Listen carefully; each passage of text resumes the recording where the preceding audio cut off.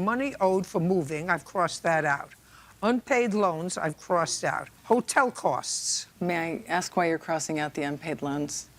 There were several loans, and Your Honor, I have bank statements supporting personal loans that I gave her to cover. Well, I'm her asking expenses. I asked you what for. You said for her living expenses, for clothes, for things that she needed every day to live. There were items that I agreed to lend her money that she agreed Give me an example. that she agreed to pay back.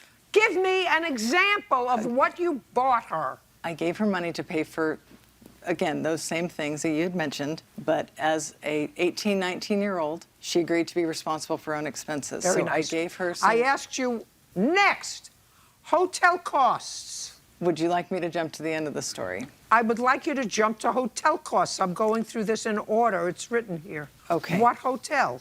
In June of 2019, this is after she had moved out of the home, my husband and I had a brand new 8-week-old puppy at the home, and we had asked her to dog sit. So she had been moved out for about 6 months at that point in time. And so she came over to the home. She agreed to watch the dog as there were larger dogs in the home, and we wanted to protect the puppy, make sure nothing happened. So later that evening, so my husband and I went out of town for the evening. We got a hotel for the night. We paid for dinner for the evening. Is that the hotel cost that you're talking about? That must be it. So the hotel cost was that you and your husband bought a dog. Shortly after buying the dog, you left her with the puppy.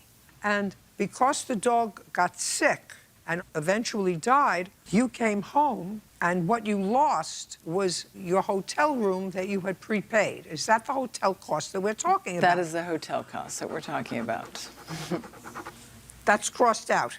Now, the last thing is you want actual and punitive damages for my dog's death. Well, that's the last thing.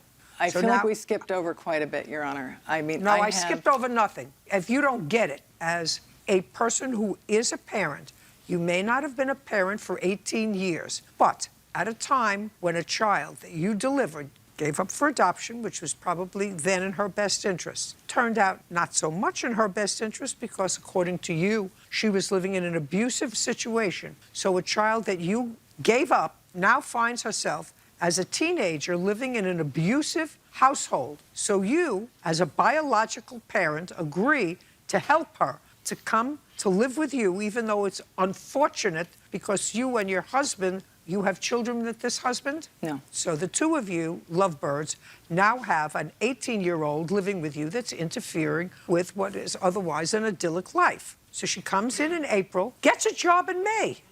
Gets a job right away, is not living off you, is not laying around on the couch, is not flirting with your husband, is not bringing home pot smokers, is not doing anything terrible. And you are confident enough in her that after she moves out, and she hasn't been with you very long, but you say, this is really not working out. You know, it's interfering. My husband and I running around in our pajamas. What I'm telling you is that you were confident enough. I mean, if you were going away on this trip, which I assume was pre-planned. Yes. Yes, then you don't get a puppy 10 days before. You get a puppy 2 days after you come home. That would have been using your canoodle. Okay. Right. I wasn't super concerned about the dog surviving a one-night stay with an adult. Well, first of all, a 20-year-old is not an adult. I believe a 20-year-old is an adult. Well, how old are you? I'm 36. Well, I actually believe that a 36-year-old should be smart enough to know that if they have a pre-planned event that's going to take them away out of town so that they need a hotel room, they don't get a dog 9 days before.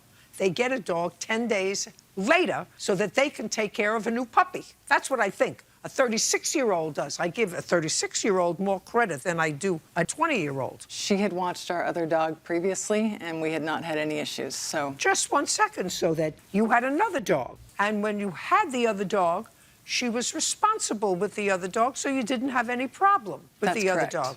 Right. This time, there was a problem with this puppy, and you want her to pay you a whole bunch of money, actual and punitive damages, for the death of your puppy. Now, since you do not have a vet here, I assume that you want to tell me why you believe she is responsible for the death of your dog and that I should treat her punitively about it.